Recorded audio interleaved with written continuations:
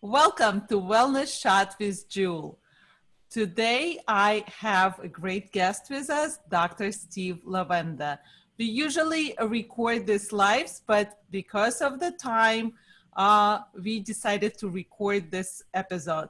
So thank you for joining us and welcome, Dr. Lawenda. Thank you so much, Jewel. It's a pleasure and honor. I really appreciate it. It's always a pleasure to have you with us. So could you please share a little bit about yourself with our viewers?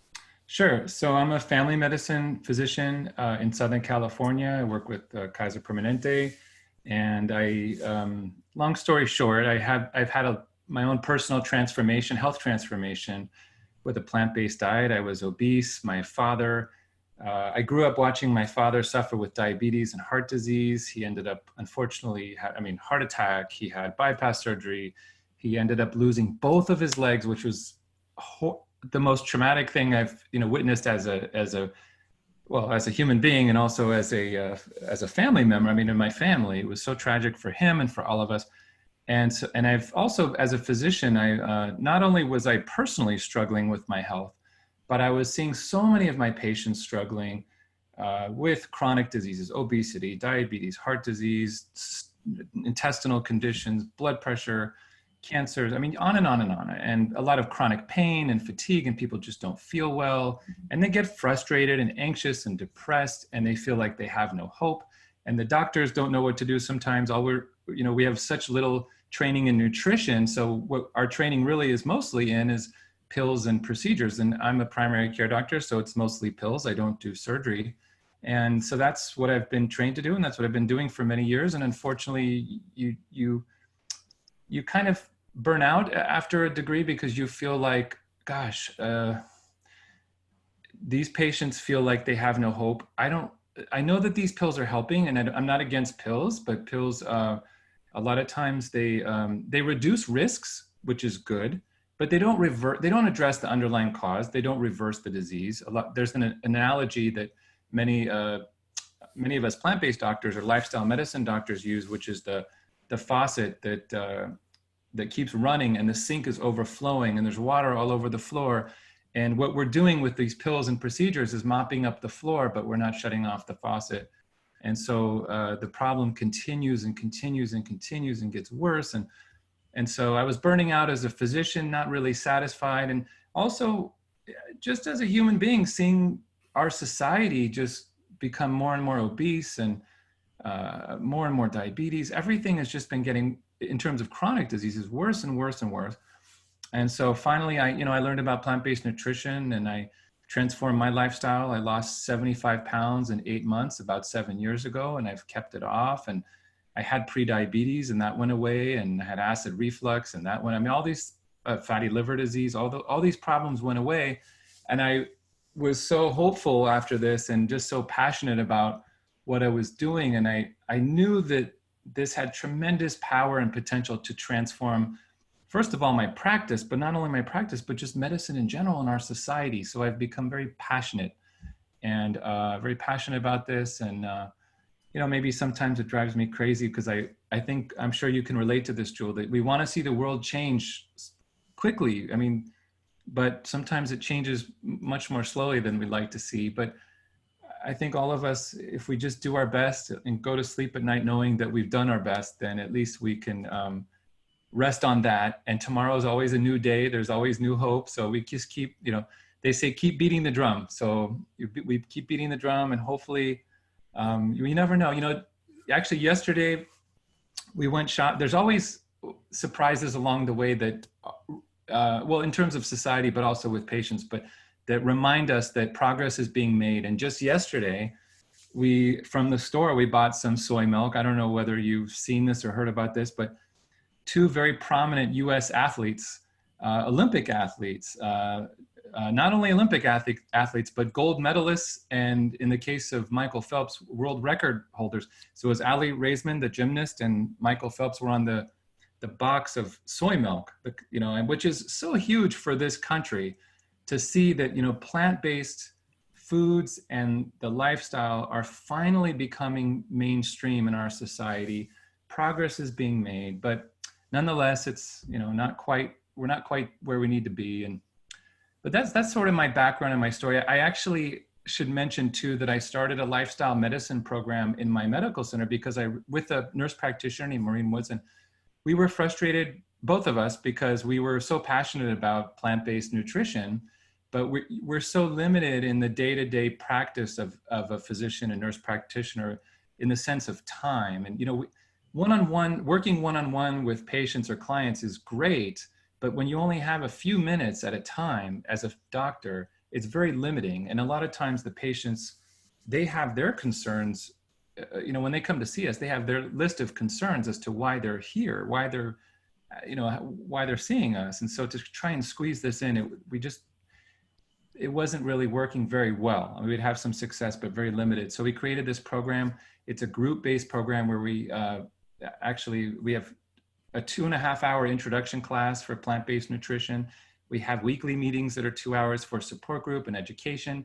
We have cooking classes where people taste the food and learn how to make the food. And so we've created this really amazing program, and we've helped transform a lot of our patients' lives, and it's been fantastic, so rewarding as a physician. I know that I'm really, truly making a difference when it comes to this kind of program. Don't get me wrong. I mean, the main work that I do is rewarding, but there's no greater reward than seeing someone's life completely transformed. I mean, it's not only weight loss. In many cases, weight loss is very transformative, but we're talking reversal of diabetes, where the disease actually goes away. People get off their insulin, their medication.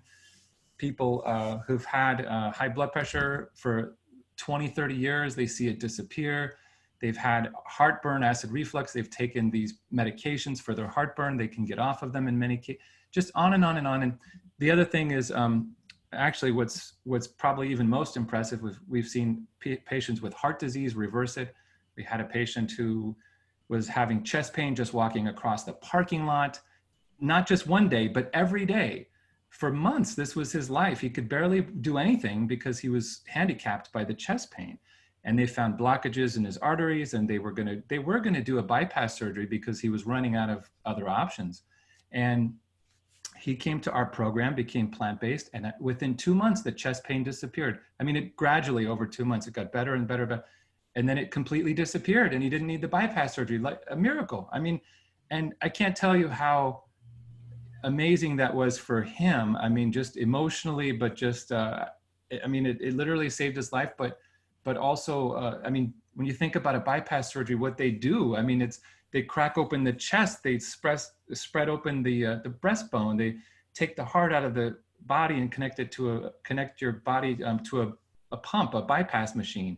Then they slice open your leg, and they take a big section of vein out of your leg, and they sew it onto your heart. There's so many things that can go wrong. There's so many risks involved. And 1 to 2% of people die from this. There's risks of heart arrhythmias. There's risk of stroke during this procedure. There's a long recovery. So any case, Dr. Dean Ornish actually showed years ago that these kinds of procedures can be avoided. But unfortunately, it's not becoming mainstream yet. At least I feel, first of all, I feel like sometimes you don't believe something until you see it with your own eyes. And I've seen this. It does work. It's not just Dr. Ornish. It's not just Dr. Esselstyn. It's not just Forks Over Knives. It really does work. There are other published cases. We're going to work on hopefully publishing some of our patients' cases too. So it's in the medical, the more that's published in the medical literature, the better. We've had patients they've had diabetes, and they've healed their wounds on their feet dramatically, much more quickly. And in some cases, actually, there was one specific case we'll always remember, a patient who was going to have his leg amputated because of diet. I actually have a picture if you'd like to see. I know it's a little graphic, but I think you've seen it before, Joel, but I would like our viewers to see it. Sure. Okay. So this is a patient's foot. I don't know if you can see well, but from here, it's not pretty. It's not pretty, but this whole area is a wound on his foot, and it wasn't healing. He was on antibiotics, and he was told that he was most likely going to need an amputation. And he came to us. It's a long story, but Dr. Marshall, his foot doctor, and the nurse practitioner I work with, Maureen Woodson, together they teamed up and helped him. And he was so desperate. And when people are desperate, they'll change. We have to give people a chance and give them hope. And So within about 3 months or so, it completely healed. You can see it's a lighter color because it's scar tissue, but it's completely closed up. And what's amazing about stories like this, I mean, this is what's more dramatic than, you know, saving your leg from an amputation. What's more amazing than that? But you know, with plant-based nutrition, what's so awesome about it is it doesn't just fix one problem. It fixes, and I don't want to give people too much hope. There's no guarantees that it's going to fix 100% of all your problems, but in general, it's very healing from head to toe. Multiple systems in your body improve. And so in the case of this particular patient, his name's Kevin, he actually was suffering with erectile dysfunction, which for those who are listening, if you haven't heard, erectile dysfunction is actually a form of vascular disease, just like heart disease. It's clogged arteries. When you get clogged arteries in one part of your body, you get clogged arteries everywhere. And so what happens with men is when they go plant-based, I mean, what better a reason for a man to go plant-based than for this? Your arteries open up everywhere in your body, not just in your heart, but also in your lower regions. And you know, when it comes to erectile dysfunction, it can not only improve, it can reverse. We've had people in the case of Kevin, he said, essentially it went away. And we've had many men like Kevin take medication for erectile dysfunction, then they go plant-based, they don't need it anymore. You know, a lot of times what happens, as I mentioned, the medications kind of mop up the floor, but the faucet's still overflowing. The medication for erectile dysfunction, it temporarily opens up the arteries, but it doesn't unclog them. They're still clogged. And the medication only lasts for a few hours, maybe a day if you're lucky. So, you know, and then the thing is if you don't fix the problem, you're at risk not only of more erectile dysfunction and taking these pills for the rest of your life, but you're at risk of a heart attack or a stroke or all these other things. So Kevin improved his erectile dysfunction, and he also had painful neuropathy in his feet. It was so bad, this pain in his feet, this is nerve damage from diabetes. He was on painkillers, and these painkillers, we're talking opiate painkillers. And so these are the heavy duty ones, and he was able to get off of those. 90% of his pain went away.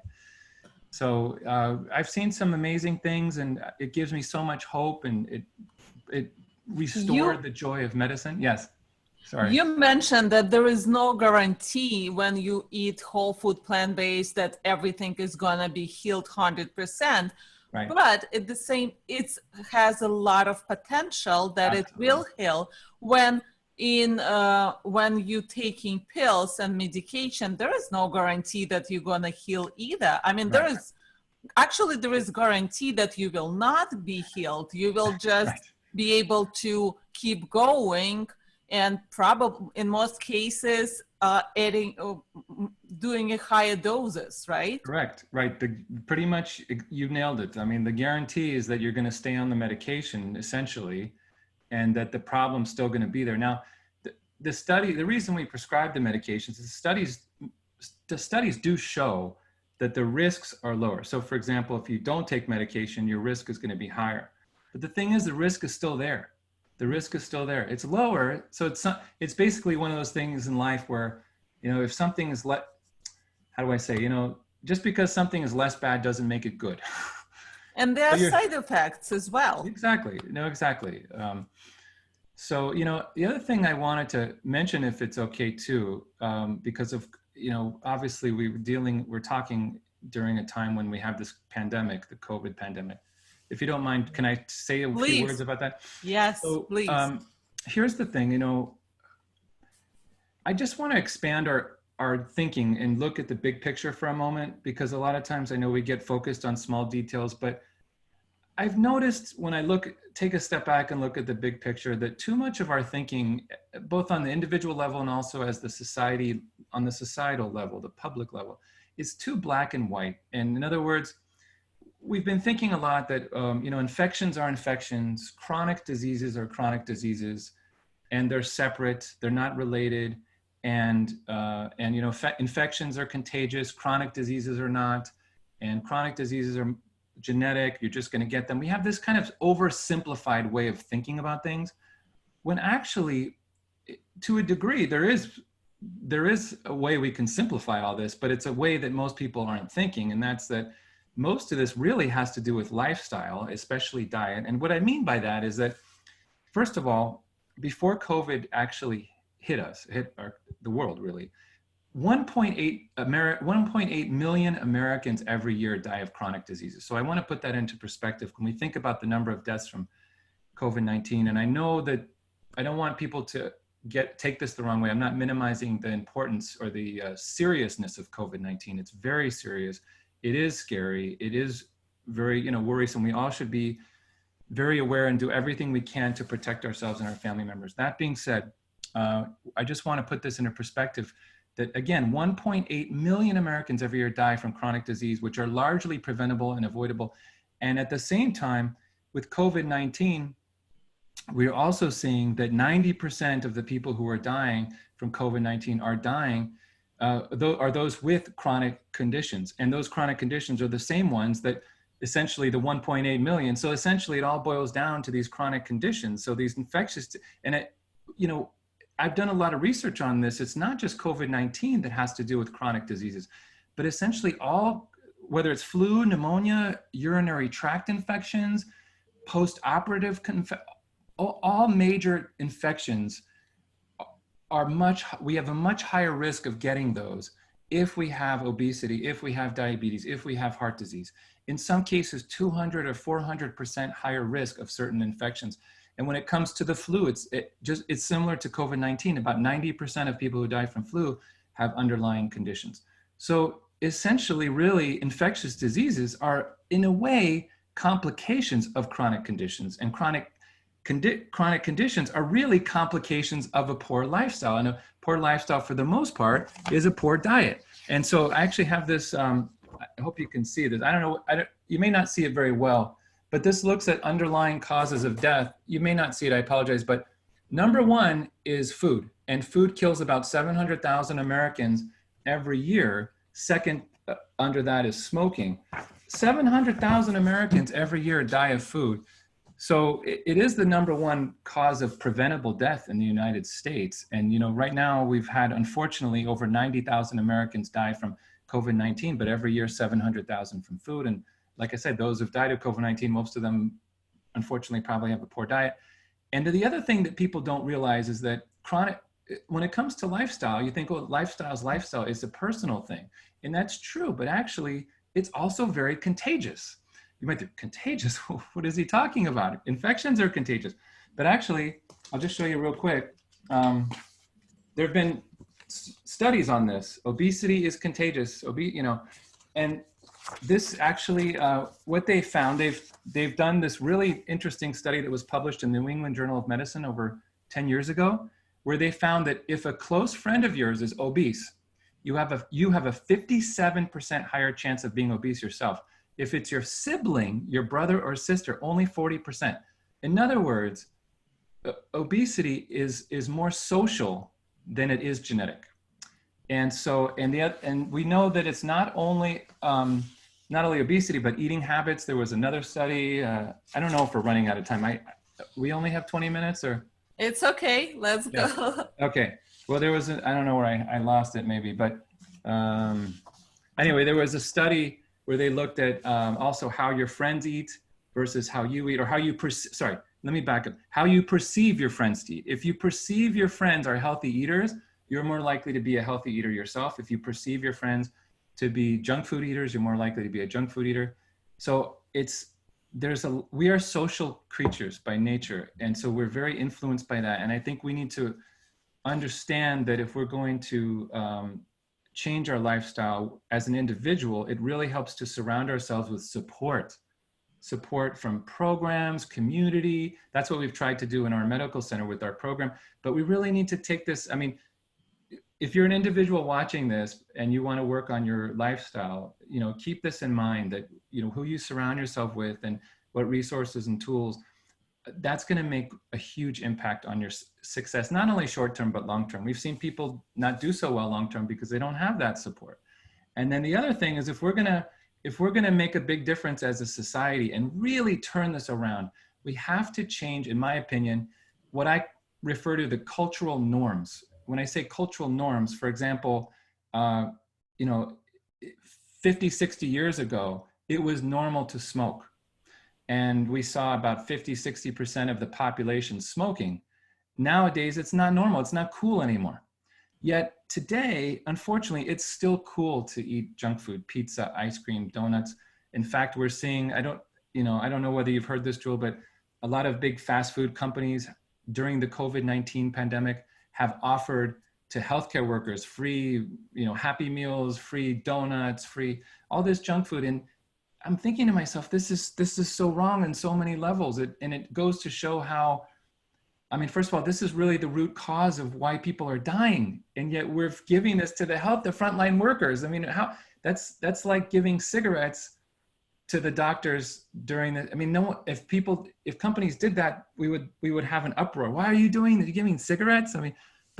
But as I mentioned, food kills more Americans than cigarettes. And so we really, as a society, need to change on an individual level, but also family level, community level, social level. What's normal needs to change. It is happening, but it's slow. I'm doing all I can. I know you're doing an awesome job. I love what you're doing.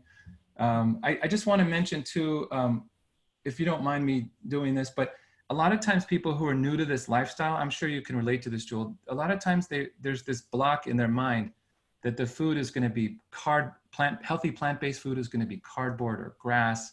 It's going to be awful. That's a huge barrier, I think, is that the people don't think the food's going to be delicious.